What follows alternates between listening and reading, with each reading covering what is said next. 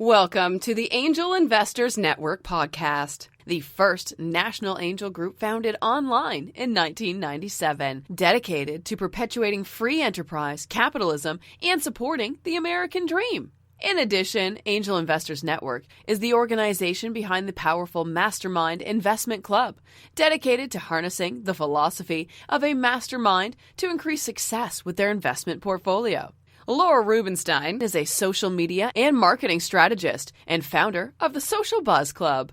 On the podcast, Laura brings together successful entrepreneurs to share with you how they grow their business, and you can too. And now, here's your host, Laura Rubenstein. Hi, everyone. It's Laura Rubenstein, your host and creator here at Angel Investors Network podcast. And today I have a fabulous guest for you to check out, Matt DiMauro. He is the VP of Business Development and Marketing. He sits on lists like the 30 under 30, 40 under 40, and he's played a key role in Physical Therapy and Balance Center's climb on every business listing. Inc. counts Fyzical within the top 1% of all privately held companies, and Entrepreneur Magazine just listed Fyzical as the top physical therapy franchise. Welcome, Matt. So glad to have you here. Yeah, thank you. Really appreciate being a part of this. Happy to be here. Well, I'm excited for you to share, your business growth experience, your marketing wisdom, and some success stories. So why don't we just go back in time and talk about you and where you grew up and what was your childhood like? Yeah, absolutely. So I actually grew up in a small town called Hudson, Ohio, in the northeastern part of Ohio, right in between Cleveland and Akron, an area where the sun does not shine too frequently, where it's rainy, cloudy, and cold all the time. However, had a wonderful childhood, was raised in a middle-class family. I had very, very supportive parents throughout my life. Had some extended family members that came from some substantial wealth. So had the opportunity to gain some exposure to that side of the world and really created some significant ambitions within myself to be able to pursue, especially as I began my business career. And what ambitions were those? They were quite large, quite substantial. To have many mentors in my life that have done quite remarkable things, I've always wanted to one-up many of them. So as a very competitive soul, I'm always looking to see how I can create, what has not been done before and grow an organization to a scale that is quite substantial. So how did you get your start? In Fyzical, my start actually came as one of the low mans on the totem pole. So I actually joined a private therapy practice called Florida Fitness and Rehabilitation. It was a 2-location private practice that was declining revenue year over year for the past 3 years in a row. And I joined a very small team, 11 employees in total, as the marketing director. We had a lot of challenges from a business perspective with no business systems and procedures. However, it was my responsibility to begin driving more patients into our doors. At this exact moment, this is where I became heavily involved with Fyzical, because the owner of that private practice, by the name of Dr. Chris Mulvey, had just moved his business into the Fyzical franchise network. It was very, very early on in Fyzical's infancy. So from a timeline perspective, this was very early 2014. And I believe that we were the 13th franchisee to become a part of Fyzical. And my role then quickly transitioned into converting this 2-location private practice into the Fyzical franchise model and implement all of the Fyzical systems and procedures and begin seeking growth through the tools and resources that were provided to us. Wow. So how did you get to this point in your career? You're no longer with just one franchise, right? Yeah, very, very interesting. It happened by plan, always. We are heavily focused on planning within our organization. So for us to be able to think about what's possible, just not what's in the realm of reality, but to actually think about what's possible. We recognize the landscape within healthcare is changing very, very rapidly. And most of healthcare is episodic in nature. You get hurt, then you go to the doctor, especially within the profession that we live in within physical therapy. And our business model from inception had been designed to be more preventive based. We know that if we can keep someone from getting broken in the first place, the amount of healthcare dollars we will help save from the healthcare system will be substantial. So we know our country is in dire need of some changes in the healthcare space. And this model is what's so attractive to those that are out in the world operating, as physical therapists. So we developed everything by plan from inception, and we've been executing against that plan ever since. So you mentioned that you started off in one business of physical therapy. Why physical therapy? I had originally went to school as pre-med. So it was my ambition to become an emergency room surgeon. I don't know why I thought there would be no greater feeling than shaking someone's hand whose life I just saved. I thought that would be a remarkable feeling. And I ended up going to a very small college called Rollins College in Orlando, Florida, specifically Winter Park, Florida. And it's a school known for business. And while I was a freshman as a liberal arts college, I was forced to take some classes that I probably would not have taken on my own with other freshmen. And here I was able to meet some very influential, I guess you could say, families that come from substantial wealth. And one of them had many, many hospitals that they owned. And I'm sitting here as a freshman in this class thinking about how I want to become a surgeon so I can have that great sense of personal fulfillment. Remember, great financial ambitions too. So I saw that and thought, those go well together.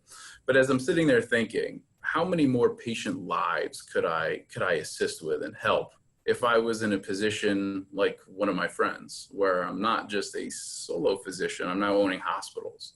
So that was where a pivot took place early on for me in college, where I then shifted my focus to international business and finance. So knowing that I could actually do what I love just in a little bit of a different way really helped. So physical therapy was a desire of mine after going through some physical therapy related to football injuries growing up. So having a little bit of exposure into physical therapy and medicine in general, I thought it would be a field that really would suit who I am quite well.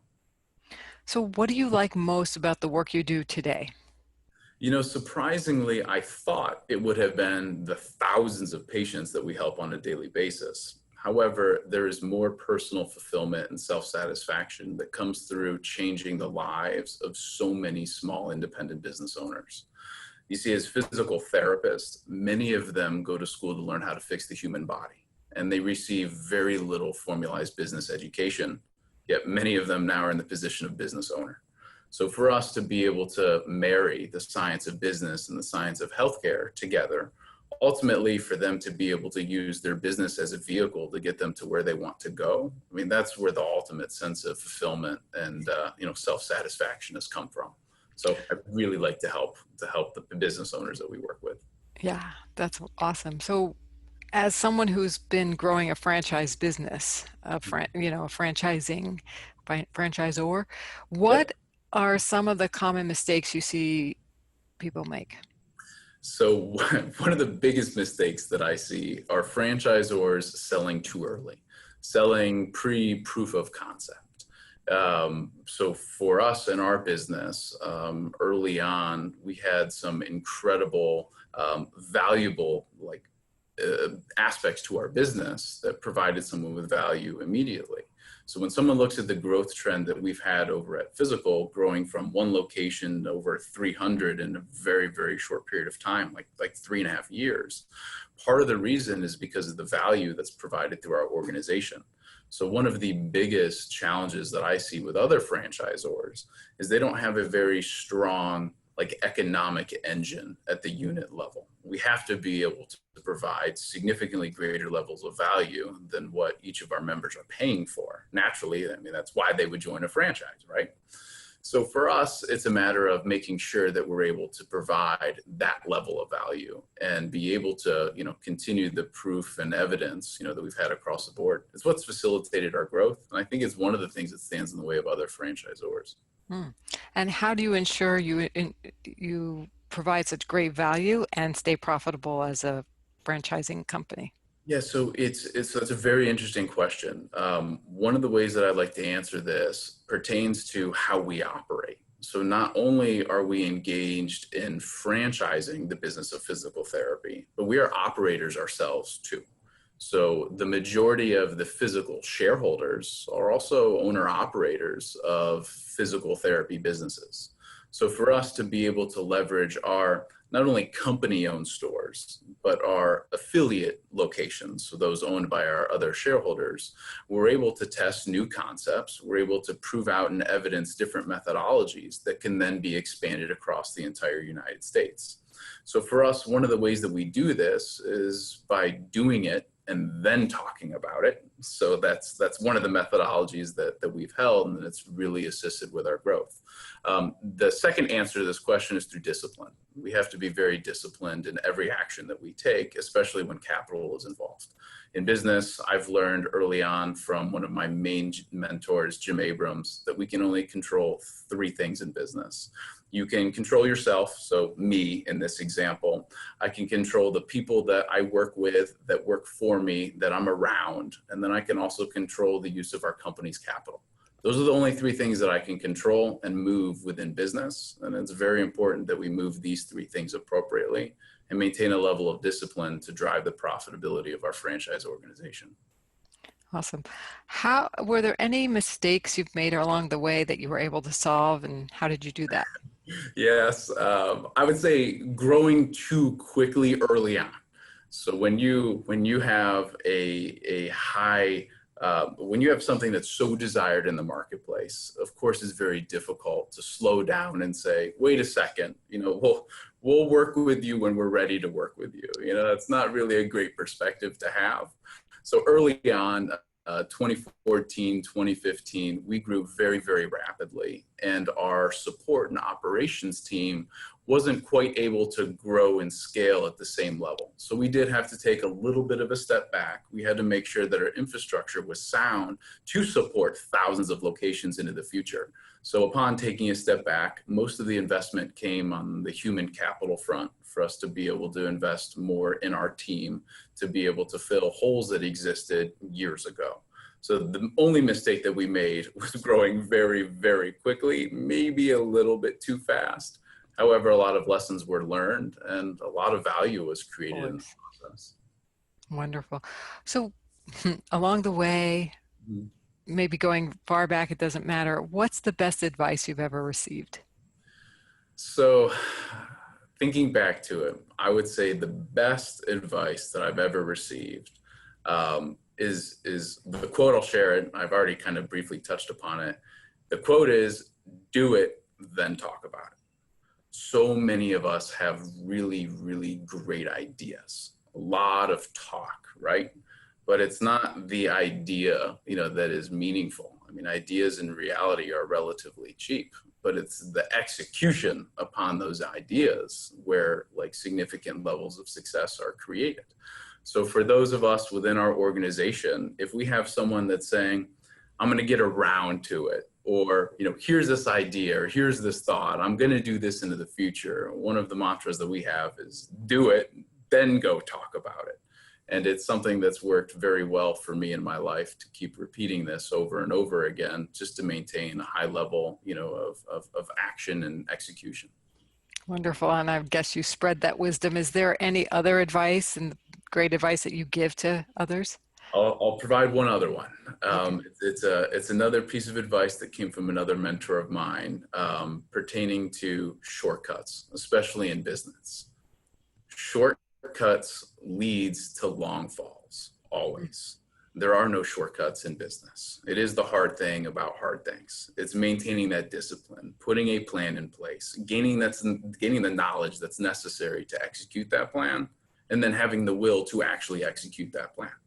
So for us inside of our business, we understand and recognize there will be no shortcuts. And that's something that I always try to provide, especially to those that are a little bit younger and earlier on in their careers. Because for many of us, of course, we want to get to where we're trying to go faster. All of us do. However, in business, there are no shortcuts. Got it. And it's a really wise thing to keep in mind while building a business. So what's working now to attract more business? More business has primarily been captured through a lot of video content. So especially as this world changed from a marketing perspective into more resources shifting digital, being able to develop content is what's made a tremendous difference within our business.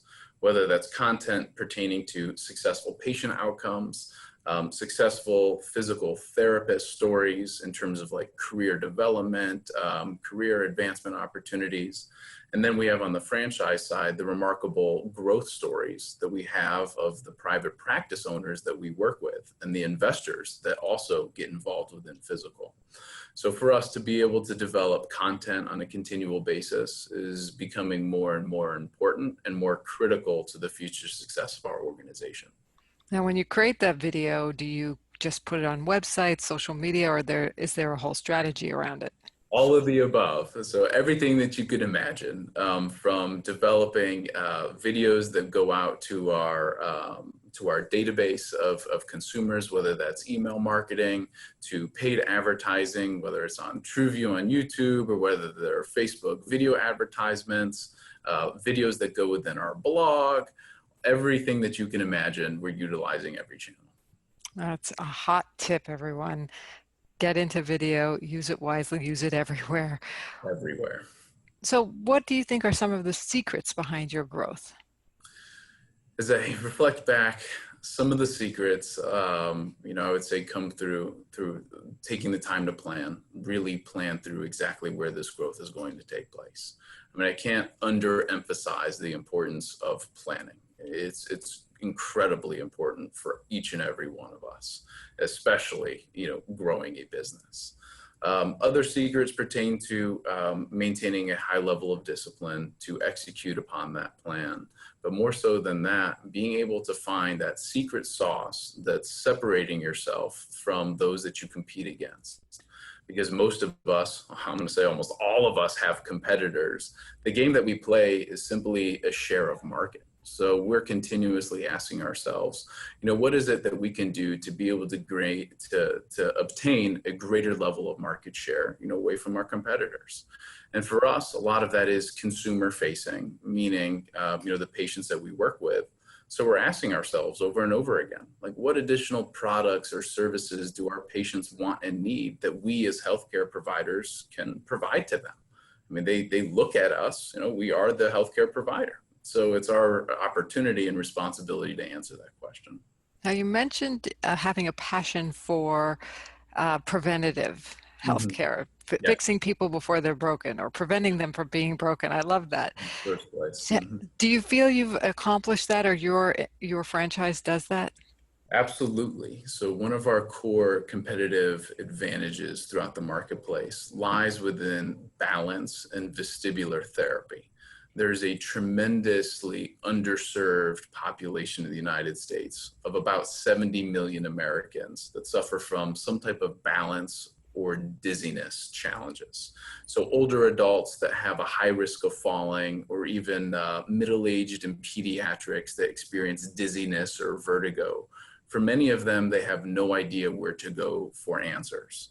And within the medical and healthcare field, physicians that work with these types of patients don't generally have an answer, nor are they able to create any revenue from this type of patient. So the answer out in the world is primarily take this prescription and hope you don't fall.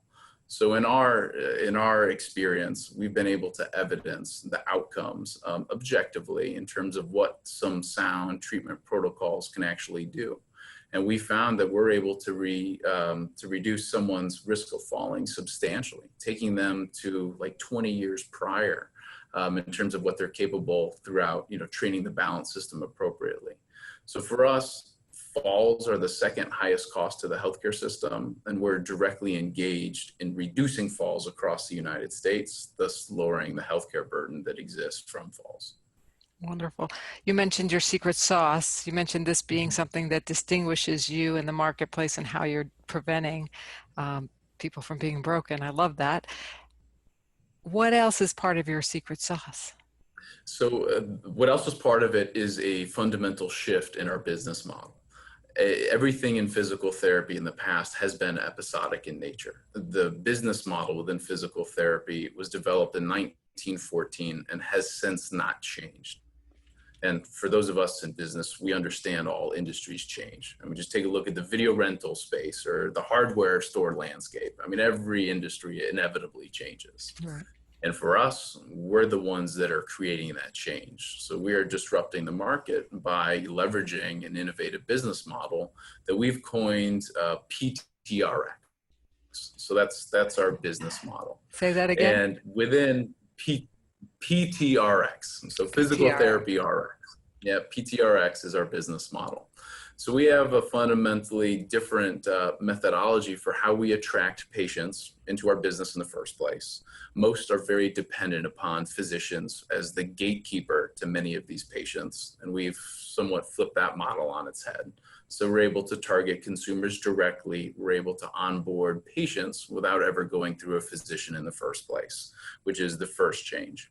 In addition, second to that, our business model adds additional products and services that generally aren't offered by the majority of physical therapists out in the world today. Balance therapy is one of those. Audiology is another one. Products such as orthotics, another perfect example. So for us, we're taking more of a whole body approach. We're taking a holistic approach by looking at someone's entire body as they come into our office, instead of just their knee in a knee replacement example. So we're taking a whole body approach. Following serving the patient and getting the patient to return back to normal, this is where we then onboard them into our medically based fitness programs designed to be preventive in nature. But this is where we're also able to maintain a residual lifelong relationship with our patients that does not exist within physical therapy. So for us, this business model has been, has really largely been responsible for the growth that we've had in our organization, just due to the success that our members are receiving. Wonderful. So what types of marketing do you use to grow your business? So from a marketing perspective, not only are we at industry trade shows, but we're engaged in print and media advertising through the trade magazines, but heavy use of digital marketing across all channels. Engaged still today in direct mail. For those of you that say direct mail is dead, I will argue against that because it is definitely not. But then we also create some very proprietary trade magazines ourselves. So we create a magazine that's called Successful Outcomes that's designed to be, all the successful outcomes our patients are experiencing and then owners across the United States. And we use this as a marketing methodology to be able to drive more interest into our business. So we do everything that you could possibly imagine from a marketing perspective, and it's working quite well for us. And it sounds like most of the marketing you just described is for growing the franchises, or is that, and then to attract the clients, the patients, you have a whole nother set of strategies with them? Whole nother set of strategies, whole nother team within our business. We do leverage a lot of the same print materials. We create a successful outcomes magazine that's patient facing. So we use the same methodology where we're able to have these magazines in our lobbies. We're able to distribute them out to the community, do a lot of health fairs, community involvement. But then we also put on very specific, educational talks to the physician community in large, and then also just the general community. But we have a new program that we actually launched a few months back called Fyzical First. And Fyzical First is a free medical concierge program designed to provide consumers in any marketplace with the opportunity to get quick, affordable healthcare, really, really fast. So this is for someone who experiences a sudden injury. Let's say you wake up, you twist your ankle out of bed. A lot of the times, if you want to go see a physician, there's generally a long wait to be able to see a physician, especially a specialist. And many times you don't need to see one of those physicians. So you're going to get stuck with a pretty hefty bill for something that really you didn't need to go through. So if that exact example happened, you could come to Fyzical first, that's the name, and one of our doctors of physical therapy will take a look at the injury, and we'll recommend either a course of action if we can help you in our business, or we'll get you into a physician office, a specialist, much, much faster than you could on your own, just due to the connections that we have throughout all the communities that we're involved in. So Fyzical First has really changed the game for our business, because it's what's enabling us to go after direct to consumer. Wonderful. That sounds like another product service line that separates you all out as well. Big time. So on the development of the franchising business, what has been the most successful strategy? So are you referring to like pre-opening? Are you referring to getting more franchisees to be involved in our business? We throw the word around development loosely in our business. So, getting more franchisees, growing that part of your business, or even helping those franchisees grow. I mean, you can do both of those questions. Sure. Right. So for the first part, so for onboarding more franchisees, one of the strategies that has worked very well for us is to be able to have our development team travel around the United States and gain exposure to different markets. For those that we work with, it's very important for us to be able to get time face-to-face and on certain circumstances to provide tours of some like existing facilities. So our development team does travel around the United States to lower the barriers to be able to work with many of these private practice owners throughout the United States. So that's one initiative that has helped our business continue to grow. In terms of helping our franchisees experience more success, part of that does come on the support side of our business, where we've invested heavily in making sure that we're able to provide them with everything that they need to successfully pull through from the top of our business down through the unit level, but also have boots on the ground, have assistance face-to-face in the center when needed. So we've invested a lot over the past couple of years into the support and infrastructure to ensure the success of our franchisees. Yeah, it's important, and your success is obviously showing that. Mm-hmm. So how do you get your message to stand out in this crowded marketplace in healthcare? Yeah, great question. We always have to speak to the marketplace in a manner that's so compelling that it can't possibly be ignored.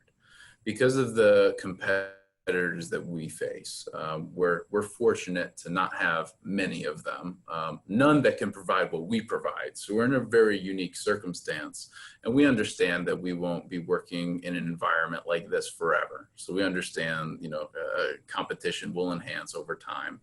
But for us, knowing who your target market is, really understanding the demographics that you speak to, and working with them to get into the mind of the day-to-day challenges that they're experiencing, and then being able to provide a relevant message back to whatever that is how exactly we're cutting through the clutter. So we have a lot of people that are targeting the same demographics, but because many of our members are that demographic already, we're able to leverage many of them to really get into the mind of the business owners that we're targeting. That's key. If you can stand out with that personal connection and what really makes it compelling, you've got that leverage. Is there anything you'd like to share that I didn't ask you yet? At this time, I don't think so. Maybe with one exception. Yes, there's one. So we've recently introduced a new market demographic that we're working with that is just having success unbelievably, more so than we ever imagined. And that is working with otolaryngologists. They're commonly known as ENTs, for ear, nose, and throat physicians. But for some reason, they are the catch-all for these dizziness patients. they're primarily known as dizzy docs, despite not wanting to be, just because the solutions that are out there, there really aren't any. So we recently began working with ENTs who have been integrating balance centers into their existing practices as an ancillary service, providing them with an opportunity to treat patients that they could never treat before, but make a substantial amount of money from them in the same process. So for us, having the demographic really helped. I take it that when they integrate it, they're integrating your franchise. They are, yes. They're integrating their franchise with their medical practice. Wonderful. So it's a unique partnership that exists. And what would you say is your greatest marketing challenge at the moment? Greatest marketing challenge at the moment. More of a development challenge, where we have more practices that are coming to us than we can handle as a team. There are only so many practices that our team is able to work with on an ongoing basis. So for us, it's more of a sales challenge, where our marketing team is doing too good of a job, driving too many leads, too many prospective business owners into our operations, where we can't quite handle the demand. So I guess a good problem to have for sure. It just speaks volumes to what it is that we offer. Oh, great. Well, congratulations on all your success. Thank you for taking the time to share with us your stories and your wisdom and your experience. I know that our listeners are just, soaking up all of your wisdom today, and will continue to do so. And all the best to you out there in the marketplace. Yep, likewise. I really appreciate it, and thanks for having me. Most welcome. This show has been produced by Market Domination, LLC. To discover how you can have your own show completely done for you and turn it into a real published book and become the authority in your marketplace, go to www.marketdominationllc.com/podcast offer.